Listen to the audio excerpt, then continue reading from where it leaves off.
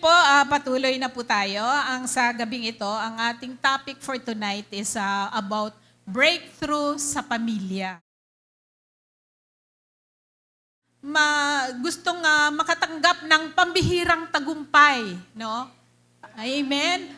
Kasi masarap no na matanggap natin yung ganyan na hindi lamang sa pamilya natin, sa kalusugan, sa ating mga anak, no? Pambihirang tagumpay yung ating makamtan. So bago po tayo magpatuloy, tayo po muna ipanandali ang manalangin. Hallelujah.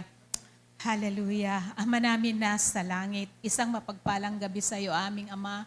Salamat, Lord, sa gabing ito, Panginoon, na kami naririto, Lord, upang aming kang sambahin, Panginoon, at dadakilain, Lord. Lord, salamat, Panginoon, sa iyong lingkod, Panginoon, na napahayag ng iyong mga salita sa gabing ito.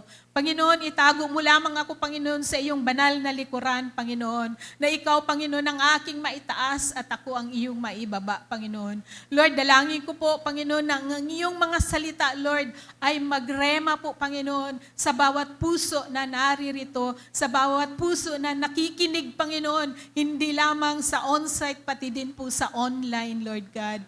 Lord, salamat po, Panginoon. Ito po ang aming tanging panalangin sa tanging pangalan mo, Kristo Jesus. Amen.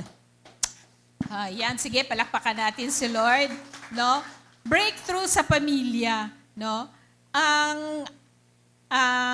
Ito'y pambihirang tagumpay. So palalahanin tayo na ang Diyos ay hindi lamang ang Diyos ng personal na breakthrough, kundi Diyos din siya ng pamilyang breakthrough. No? So ang Diyos ang unang nagtatag ng isang pamilya. Bago siya nagtatag ng isang bansa at sinira ito ni Satanas. Dahil ang pamilya, alam niya na ang isang matatag na pamilya ay makakapagtayo ng isang bansa. Amen? No? So tayo dito sa Journey Church, we are building a family. No? Family of God. Tayo ay mga anak ng Diyos. Amen? So ang sabi dito, ang ating text for tonight is sa John o sa Juan 10:10. No? Ang sabi sa John 10:10a,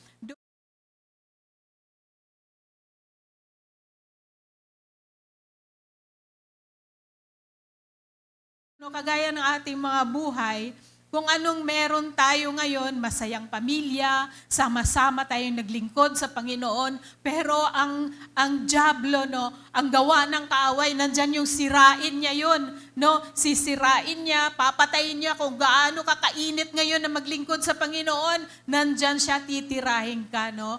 May isang kwento lang po ako sa inyo, kunting lang po, sharing, no? Regarding po ito sa anak kong panganay. Dati po, doon pa lamang kami sa kabila bago lumipat sa Sierra Nevada, sama-sama kaming nanglingkod sa Panginoon. Isang buong pamilya po kami. Lahat kami naglilingkod. Yung anak kong panganay hanggang sa doon sa Sierra, siya po ang may hawak ng multimedia. Ang leader po niya nung time na yon si Pastor Axel, si BJ sa worship. Ako po, multitasking po ako. Kahit saan na lang po ako pwede. Pero leader na po talaga ako noon ng women's. At si Pastor Butch nung time na yon ay board of elder pa lang siya. Hindi pa po siya pastor. So, masaya po kaming naninilbihan. No? Bilang isang pamilya, masaya, mainit kaming maglingkod sa Panginoon. Isang araw, kinausap ako ng anak ko. Sabi niya, Ma, pwede po bang nang pumasok ako sa intercessory. So nagulat ako kasi nung time na yon meron kaming intercessory ministry. Dito tayo, wala tayong intercessory, pero dapat kailangan yon sa isang simbahan. No? Para may panalangin. No?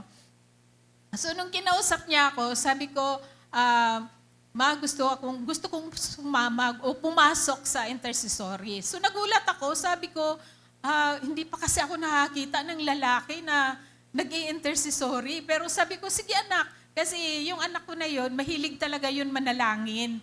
Tapos kasi sa bahay namin, lagi kaming may family build group na dati nga pati yung mga kasambahay ko, pati yung asawa niya, kasama namin sa family build group namin. Kung sino yung nasasakupan namin, sinasama po talaga namin yun. So yun, nabibless ako doon sa batang yun kasi bukod sa mahilig siyang manalangin, nakikita ko na talagang malalim po siya, no? Kumpara sa amin, mas malalim siya.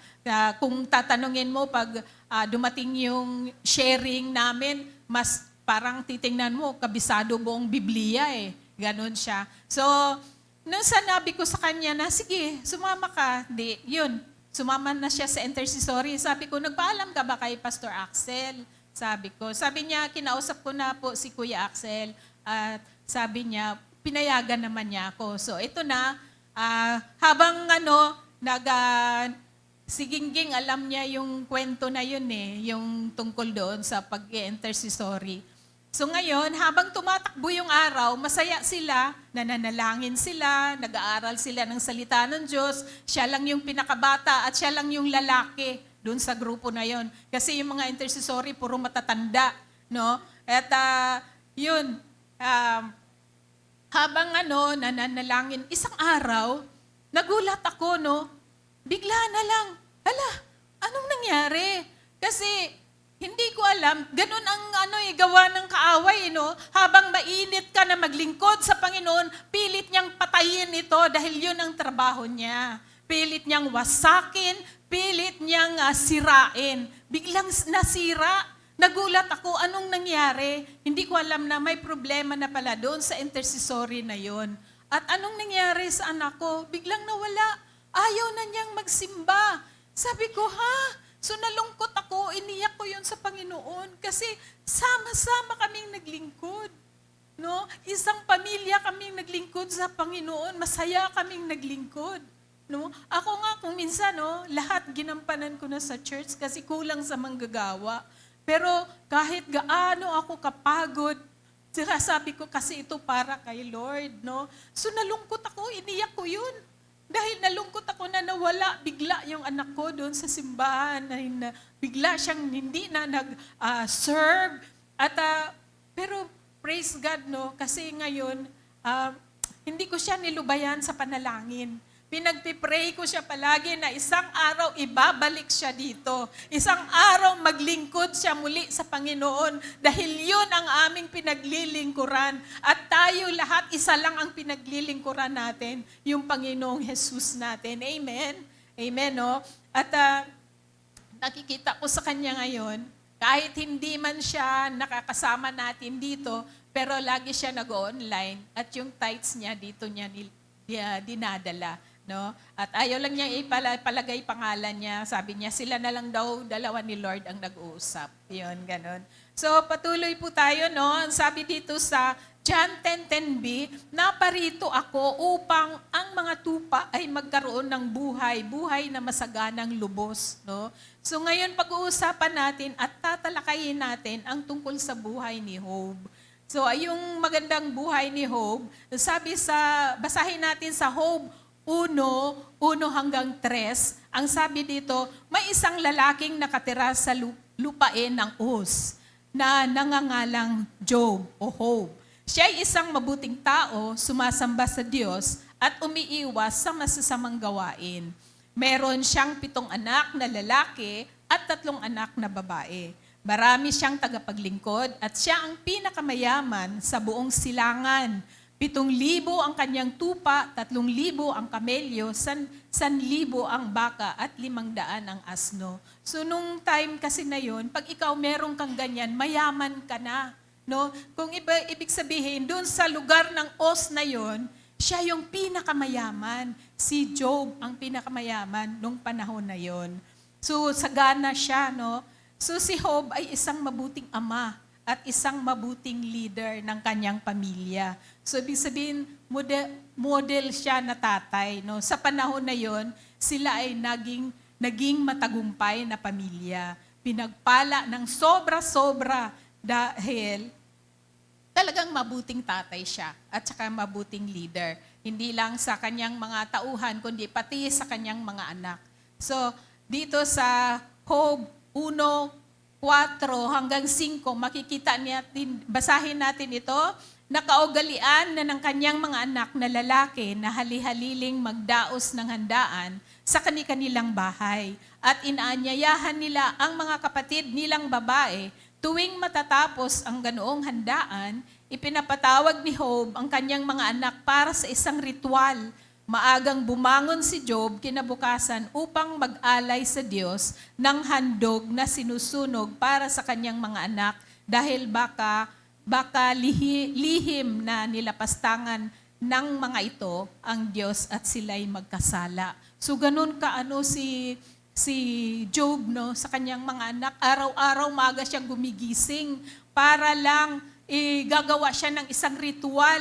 Kagaya sa atin ngayon, no, bilang tayo mga magulang, no, ang ating mga anak, malaking bagay yung Sunday School, malaking bagay yung DVBS, na dalhin natin ang ating mga anak upang sila'y makarinig ng salita ng Diyos. Kasi iba yung bata na maliit pa lamang ay rooted na siya ng salita ng Diyos. Magkakaroon siya ng takot na makagawa ng masama. Kasi ako, tested and proven na yon sa akin. Kasi dati, nung maliliit pa lang yung mga anak ko, kahit nasa ibang bansa kami nakatira, talagang sinasama ko na yon palagi sa church. Yung hanggang sa maliit pa lang, isa pa lang anak ko noon, yung panganay ko, hanggang sa napunta kami ng Qatar kasi doon na destino yung asawa ko. Siyempre, bit-bit kami. Kasi family status siya, so bit kami mag-ina. Hanggang sa doon, maliit pa lang yung anak ko, sinusundo kami ng pastor namin. Tuwang-tuwa yung pastor namin doon sa anak ko kasi ang liit-liit niya, marami na siyang alam na memory verse. No? O tapos lalo na yung Psalms 23, nako, kabisado niya yan. Ang liit-liit pa. No? Tapos, pag nagpipraising kami, talagang nasa unahan siya, nangunguna siya, nakataas talaga yung kamay, nakapikit pa. So talagang tuwang-tuwa yung mga tao sa kanya. So tingnan mo yung bata, ang liit-liit, yung gumaganon. So ibig sabihin, tayong mga magulang, no, ugaliin natin ang ating mga anak habang maliit pa lamang, dalhin natin lagi sa Sunday School at yung isama natin sila sa mga gawain. Yung mga feeding program na yan, malaking bagay yan eh. Kasi nakakarinig sila ng salita ng Diyos. Kumbaga, nagkakaroon sila ng takot na makagawa ng masama. Hanggang lumalaki na yung mga anak natin, hindi na tayo mag-alala na sila'y mapariwara, sila'y gagawa ng hindi maganda kasi nataniman na sila. Amen? So yun ang natin, no?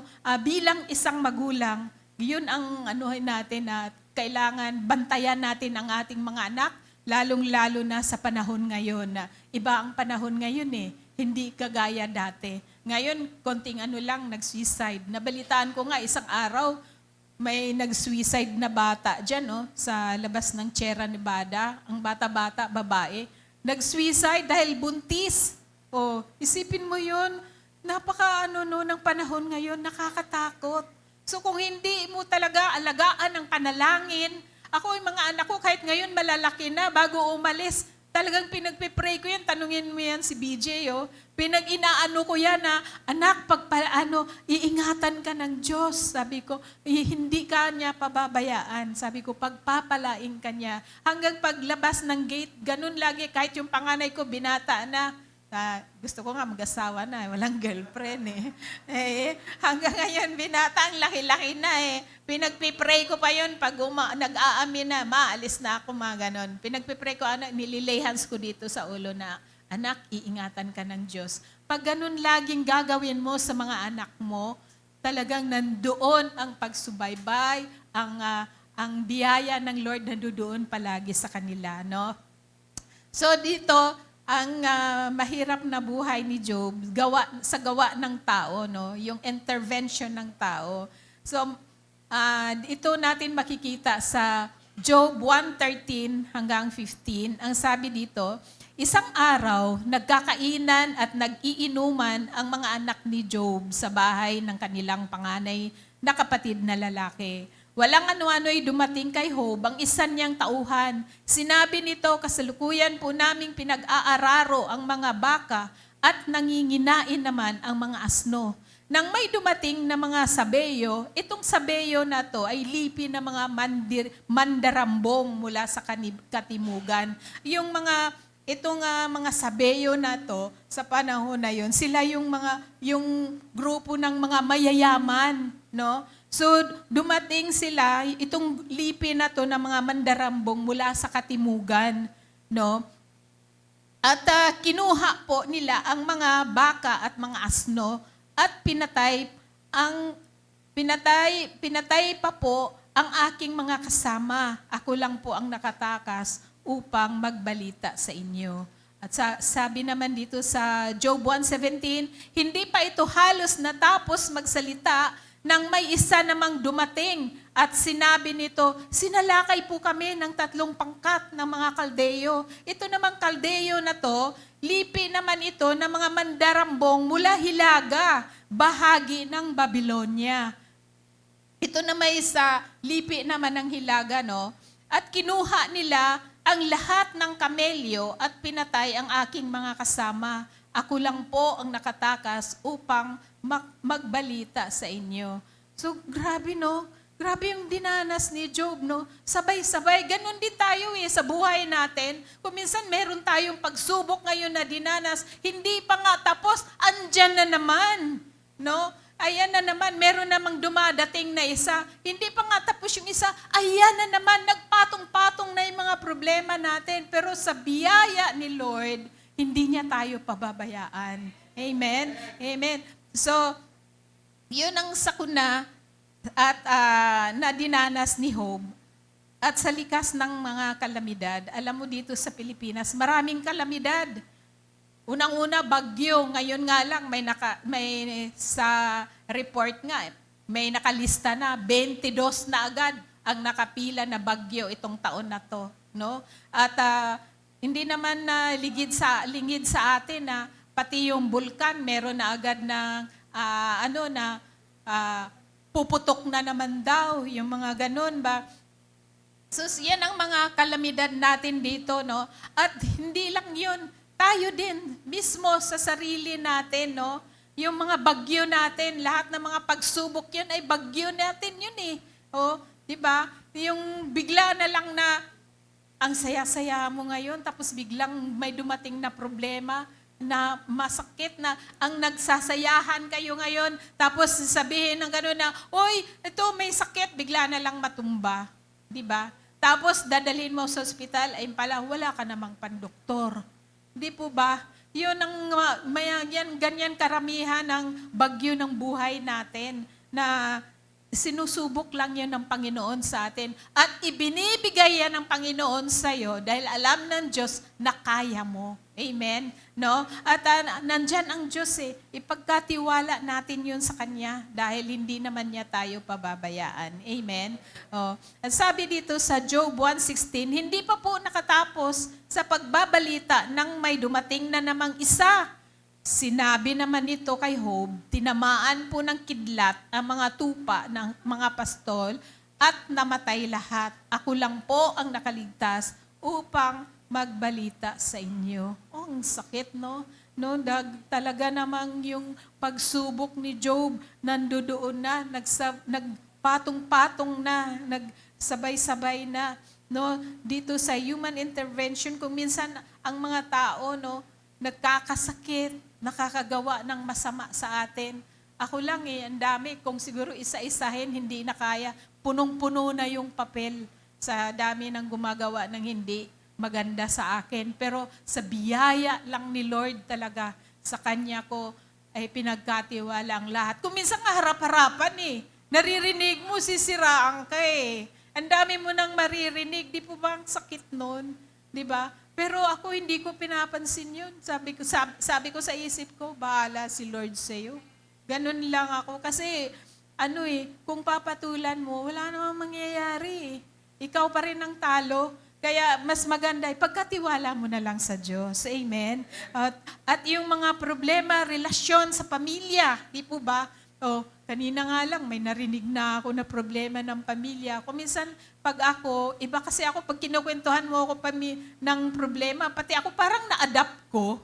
Oh, kaya sabi ko kanina, habang nagkukwento yung isang kapatiran natin, parang naiiyak na ako eh. Naawa ako sa kanya. Sabi ko sa sarili ko, Lord, kung ako lang talaga may kakayahan na tumulong, nako, tinulungan ko na to eh.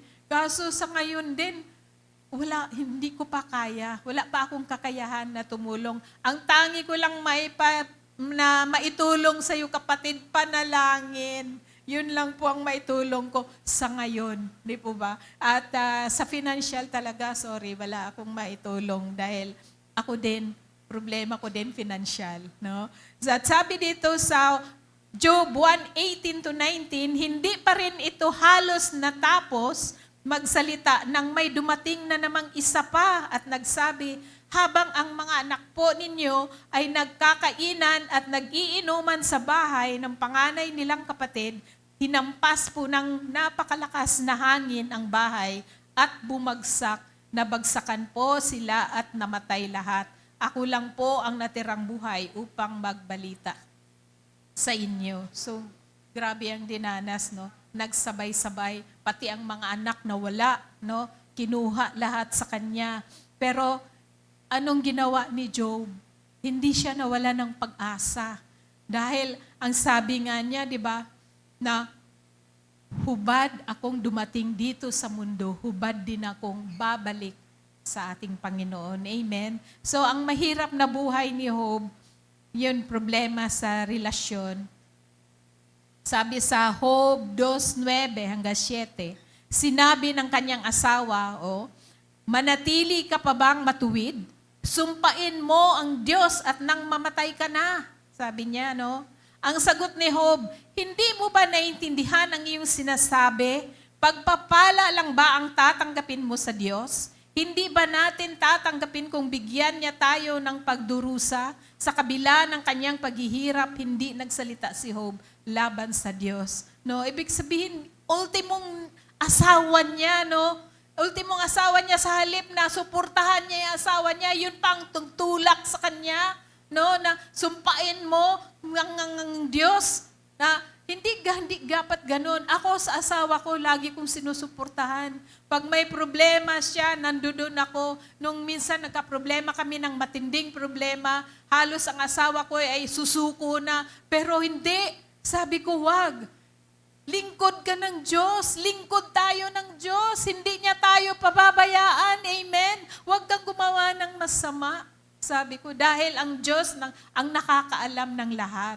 Sabi ko, pagkatiwala natin yan lahat sa Kanya. Sabi ko nga, kaya dapat tayong mga asawa, suportahan din natin yung mga asawa natin. Hindi yung nandun na nga gustong itutulak mo pa siya sa kasamaan. Mali yun. Hindi yung ganun. Dapat ang asawa mo, suportahan mo siya na hindi siya makagawa ng hindi maganda at hindi kalugod-lugod sa Panginoon. Amen? Amen. Praise the Lord. No? At ang sabi dito, ang Diyos ni Job, ang sabi sa point number 1, ang Diyos ay makapangyarihan, siya ang may control ng lahat. Amen? Sabi sa mga awit 24:1, ang buong daigdig at ang lahat na naroon ang may-ari si Yahweh na ating Panginoon. Amen. Siya lamang, walang iba. Ang Diyos lamang ang may-ari. Wala tayong karapatan na sirain ang pagmamay-ari niya. Kagaya nung nag-suicide, no, kawawa, dahil buntis pala, nag-suicide yung bata. No? So, ang ano ko doon, nasaan yung magulang? Diba? Hindi, yung mga ganun kasi dapat tayong magulang, tayo yung mag-ano sa ating mga anak. Kung may problema, kausapin ng anak, ng ganun para marisolba. Kasi pag hindi mo kinakausap yung anak mo, hindi mo pala alam, may problema na pala yung anak mo, pinabayaan mo. Kaya anong nangyari? Takot yun Takot yun sa magulang, kaya nag-suicide. No? Kawawa. Ang bata-bata pa, neneng-nene. Sabi kasi, kaya ako nalaman yun, nung Sabado, may meeting kami ng mga senior doon sa amin, sa lugar namin, sa Park Lane. Ang sabi nung si si Eddie Umale, nagpunta doon. Sabi niya, baka kilala nyo ito, mga senyor. Sabi niya, may nag-suicide. Ang katawan, yung patay nandoon sa barangay ngayon. Ang sabi, uy, kawawa naman, sabi ko, in Jesus' name, sabi ko pang ganun. Kasi ang bata-bata, no? Sabi nga niya ganun, baka may nakakilala daw. Kasi hanggang ngayon, wala pang nagkiklaim nung patay. Sabi ni Eddie Umale, yung sa barangay. So patuloy po tayo, no? Ang sabi sa Isaias 66:1, ito ang sabi ni Yahweh, ang aking trono ay ang kalangitan at ang daigdig ang aking tungtungan. Anong klaseng bahay ang gagawin mo para sa akin? Anong klaseng lugar ang aking titirahan? No? Yung ating mga tungtungan, dapat tayo ay bilang isang Kristiyano, no, kailangan nating gumawa ng maganda, no, na sama-sama tayo buong pamilya, no. Yung kaya nga sabi dapat meron tayong breakthrough hindi lamang sa ating pamilya, sa ating mga kaibigan, sa ating mga anak, magkaroon tayo ng pambihirang tagumpay. 'Yun ang breakthrough na sinasabi, breakthrough ng pamilya natin. No? Ang sabi, point number 2 na agad. Ang bilis lang, no? Point number 2, may limitasyon ang pagsubok na pinaghintulutan ng Diyos. Ang bilis lang pala, no? Ibig sabihin, yung lahat na nangyayari kay Job, yung pinahintulutan ng Panginoon yun na nangyari, no? Dahil alam niya na si Job ay hindi makagawa ng masama dahil si Job may takot sa kanya, may takot sa Diyos. No? Ang sabi nga sa Job 1:9 hanggang 12, sumagot si Satanas, sasambahin ka pa kaya kayo ni Job kung wala na siyang nakukuha mula sa inyo? Inaalagaan ninyo siya, ang kanyang pamilya, ang kanyang lahat na ari-arian niya, pinagpapala ninyo ang lahat ng kanyang gawin at halos punuin ninyo ng kanyang kayamanan ang buong lupain. So, ang sabi ni Satanas, ano pa kaya? Sasambahin mo pa kaya? Pag siya binigyan mo na ngayon ng halimbawa yung sakit, no? Kasi si Job, magkakaroon siya ng sakit na kati-kati, no? At dahil ang sabi kasi ng Diyos kay Satanas, gawin mo lahat kung anong gusto mong gawin, huwag mo lang siyang patayin. Ibig sabihin, pinahintulutan ng Panginoon na mangyayari lahat yun kay Job, no? At ang sabi naman sa 11, subukan ninyong alisin ang lahat-lahat. Ang sabi ni Satanas, no, sa Panginoon, subukan ninyong alisin ang lahat-lahat sa buhay niya at harap-harapan niya kayong sumpain. Sinabi ni Yahweh kay Satanas, kung gayon, gawin mo ng lahat ang gusto mong gawin sa kanya, huwag mo lamang siyang sasaktan. At umalis si Satanas sa harapan ni Yahweh. So yun nga lahat, paggaya din natin, no? Lahat sinusubok tayo. Mga problema, no? Sa anak, finansyal, lahat na lang, no? Sinusubok tayo. Dahil hindi yun gawa ng Diyos, gawa yun ng kaaway. Dahil ang Diyos hindi nagbibigay ng problema sa'yo.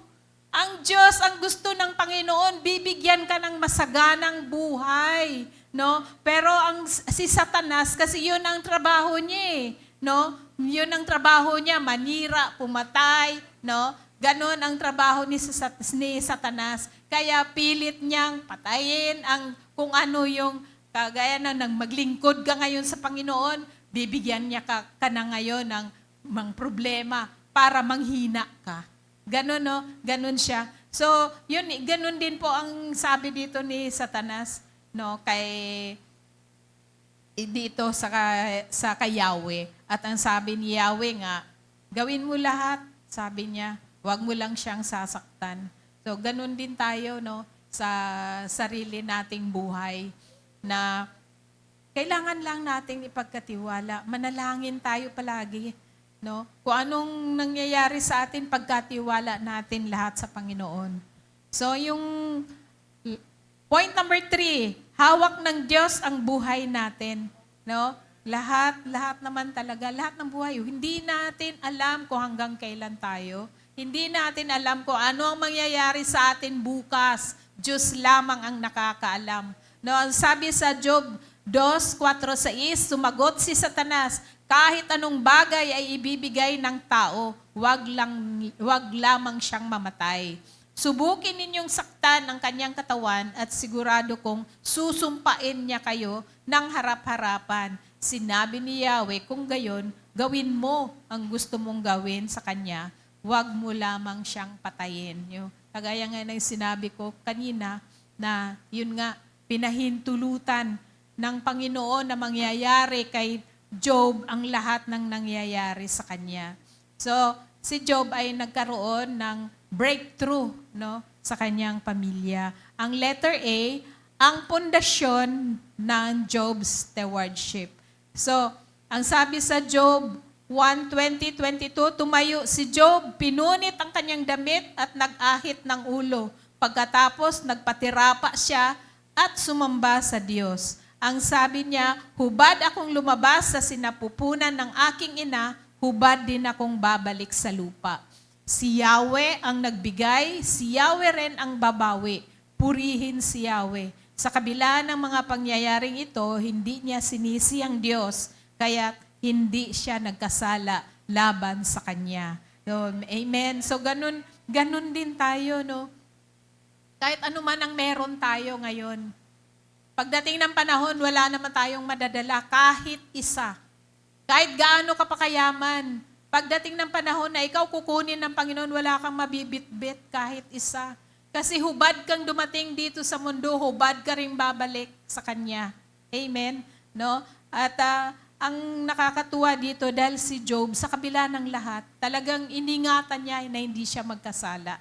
No? At pinuri pa niya ang Panginoon. No? Ang sabi dito, ang Diyos ang may-ari ng lahat. No?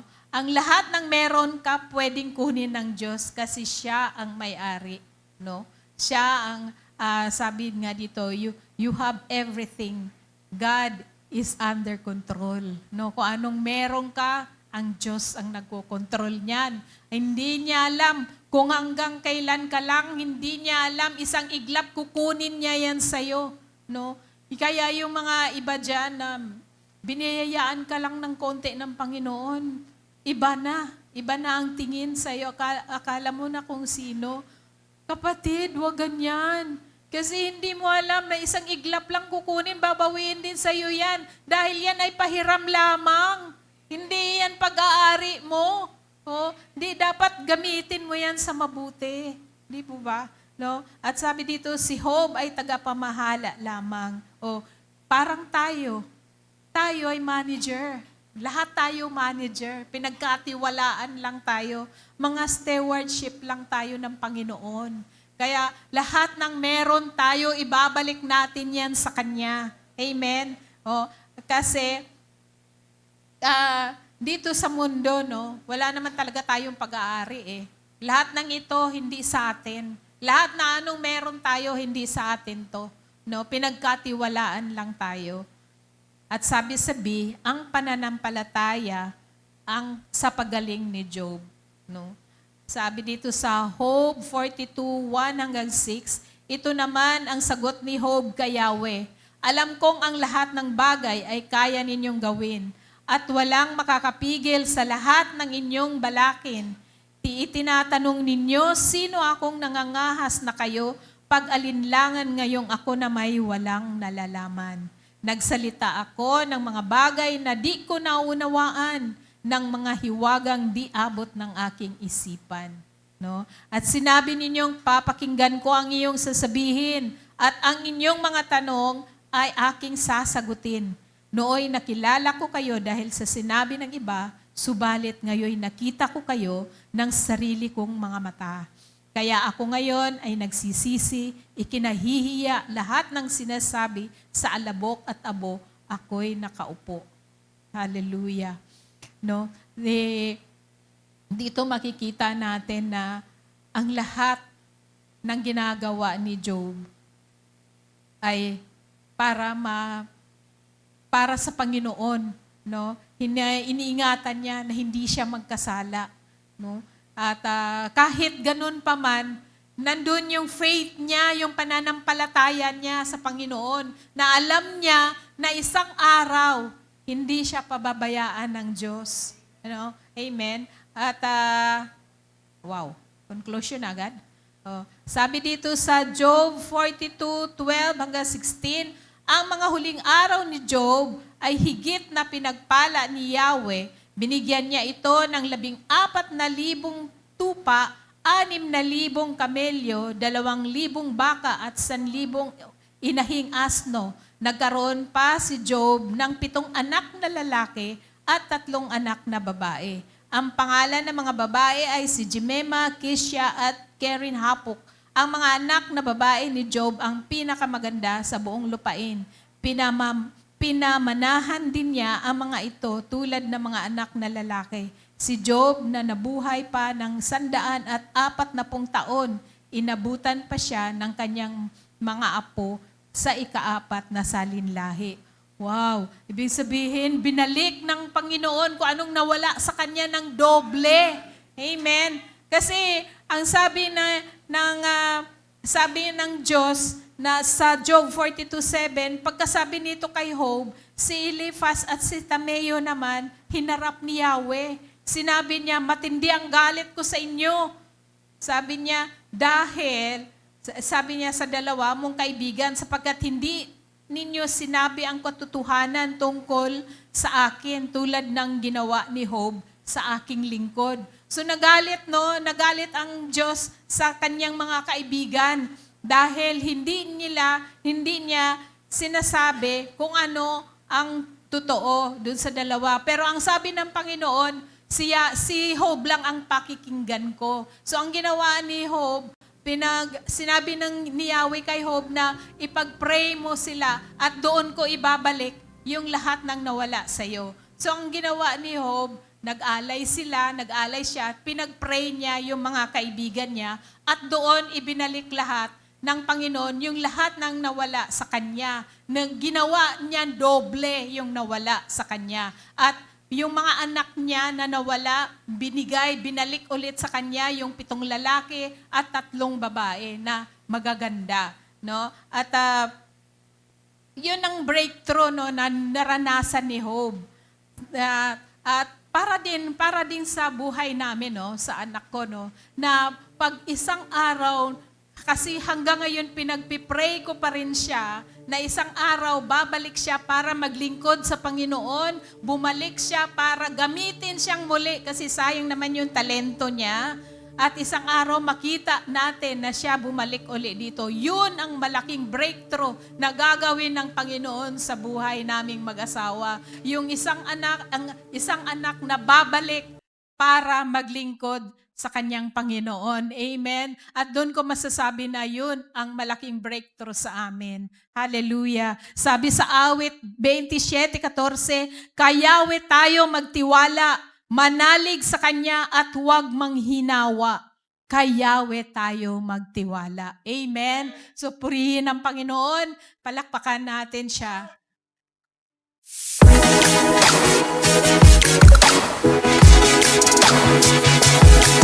Thank you.